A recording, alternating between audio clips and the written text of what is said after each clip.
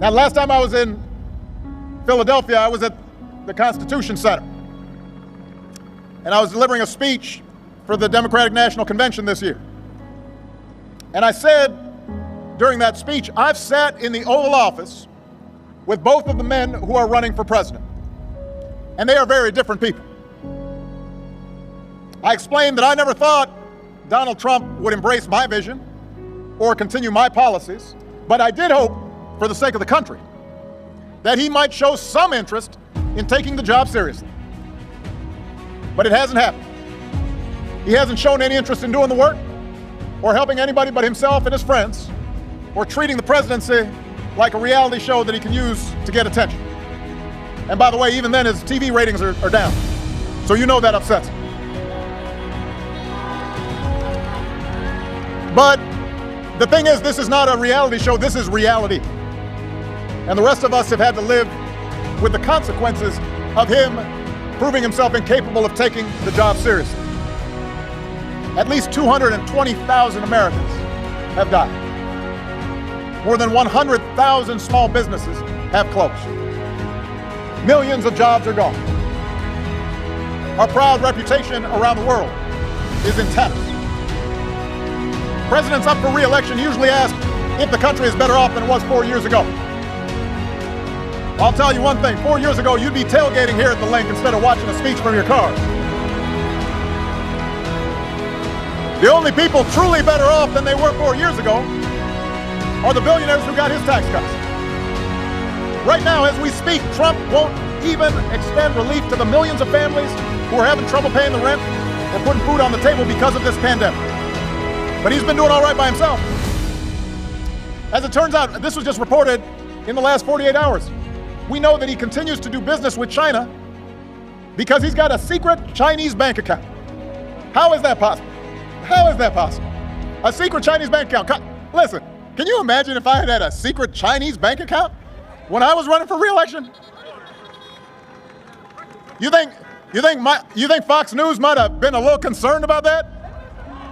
They would have called me Beijing Barry. It is not a great idea to have a president who owes a bunch of money to people overseas. That's not a good idea. I mean, of the taxes Donald Trump pays, he may be sending more to foreign governments than he pays in the United States. His first year in the White House, he only paid $750 in federal income tax. Listen, my first job was at a Baskin-Robbins when I was 15 years old. I think I might have paid more taxes that year working at a dispensing ice cream. How is that possible? How many people here paid less than that? It's possible, just possible now, that if you are living high on the hog and you only pay $750 in taxes, that maybe, just maybe, he might not know what working people are going through here in Pennsylvania. We cannot afford 4 more years of this, Philadelphia. But the good news is, right now you can choose change. Right now you can vote for my friend Joe Biden and his running mate Kamala Harris as the next president and vice president of the United States of America. Now Joe's no stranger to here. He's a native son, scrappy kid from Scranton. You know him. You know he knows you.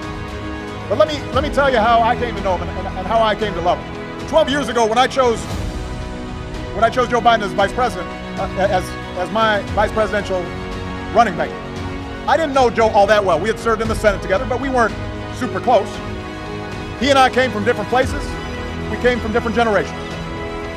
But I came to admire Joe as a man who has learned early on to treat everybody he meets with dignity and respect, living by the words his parents taught him. No one's better than you, Joe, but you're better than nobody. And that empathy, that decency, that belief that everybody counts, that's who Joe is. That's who he'll be.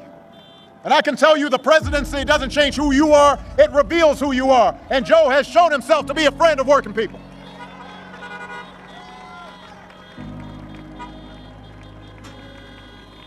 For 8 years, Joe was the last one in the room when I faced a big decision.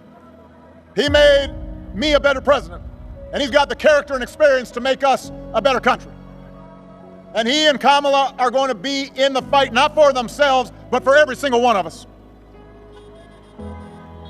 Look, I get that this president wants full credit for the economy he inherited and zero blame for the pandemic that he ignored.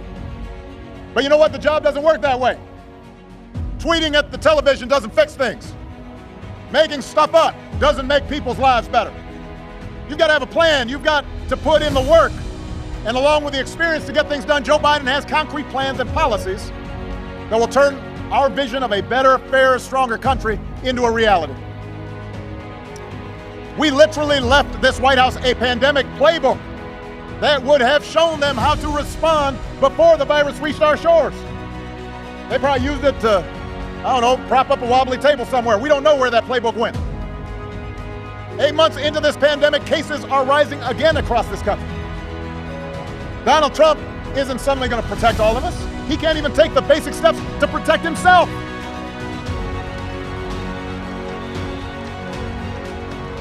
Just last night, he complained up in Erie that the pandemic made him go back to work. I'm quoting him. He was upset that the pandemic's made him go back to work. If he'd actually been working the whole time, it never would have gotten this bad.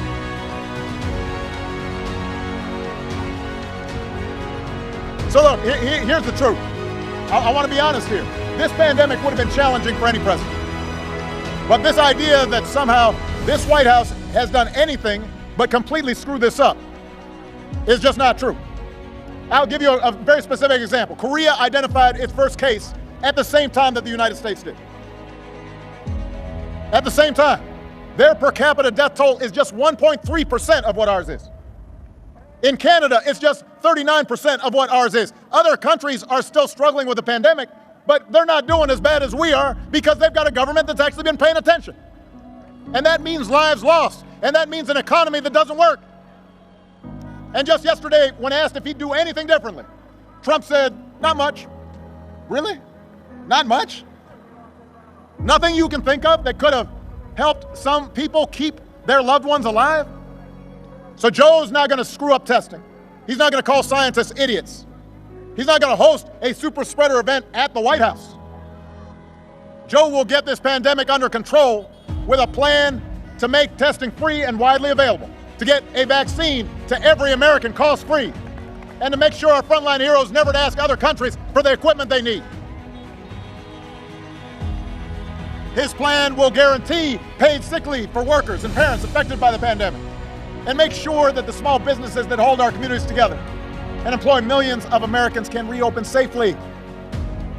You know, Donald Trump likes to claim he built this economy, but America created 1.5 million more jobs in the last 3 years of the Obama-Biden administration than in the first 3 years of the Trump-Pence administration. How you figure that? And that was before he could blame the pandemic.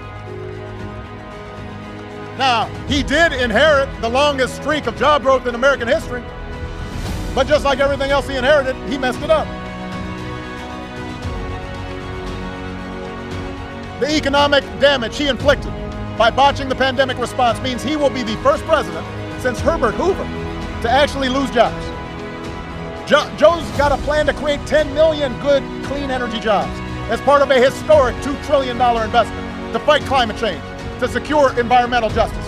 And he'll pay for it by rolling back that tax cut for billionaires. And Joe sees this moment not just as a chance to get back to where we were, but to finally make long overdue changes so that our economy actually makes life a little easier for everybody. The waitress trying to raise her kid on her own. The student trying to figure out how to pay for next semester's classes. The shift worker who's always on the edge of getting laid off. The cancer survivor who's worried about her pre-existing conditions protections being taken away. Let me tell you something, Pennsylvania. This I know to be true. Joe and Kamala will protect your health care and expand Medicare and make insurance more affordable for everybody.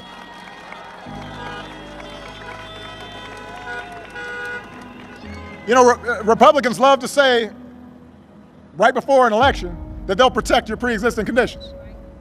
Now, Joe and I actually protected your policies to make sure people with pre-existing conditions could get health insurance and have coverage. We did it through something called the Affordable Care Act. AKA Obamacare. And Republicans tried to repeal or undermine it more than 60 times. And when they've been asked about it, they keep on promising, we're going to have a great replacement. They said, it's coming. It's been coming in 2 weeks for the last 10 years. Where is it? Where is this great plan to replace Obamacare? They've had 10 years to do it. There is no plan. They've never had one. Instead, they've attacked the Affordable Care Act at every turn, driving up costs, driving up the uninsured. Now they're trying to dismantle your care in the Supreme Court as we speak, as quickly as they can, in the middle of a pandemic, with nothing but empty promises to take its place. It's shameful. The idea that you would take health care away from people at the very moment where people need it most, what is the logic of that? There is no logic. Joe knows that the first job of a president is to keep us safe from all threats, foreign, domestic, or microscopic. When the daily intelligence briefings flash warning signs about a virus, a president can't ignore them. He can't be AWOL. Just like when Russia puts bounties on the heads of our soldiers in Afghanistan, the commander-in-chief can't be missing in action. I can tell you this, Joe Biden would never call the men and women of our military suckers or losers. Who does that? He knows these heroes are somebody's children, somebody's spouse, somebody's dad or mom. He understands that. And he's going to restore our standing in the world because he knows that America's true strength comes from setting an example that the world wants to follow. A nation that stands with democracy, not dictators. A nation that can mobilize and inspire others to overcome threats like climate change and terrorism and poverty and disease. And with Joe and Kamala at the helm, you're not going to have to think about the crazy things they said every day. And that's worth a lot. You're not going to have to argue about them every day. It just won't be so exhausting. You might be able to have a Thanksgiving dinner without having an argument. You'll be able to go about your lives knowing that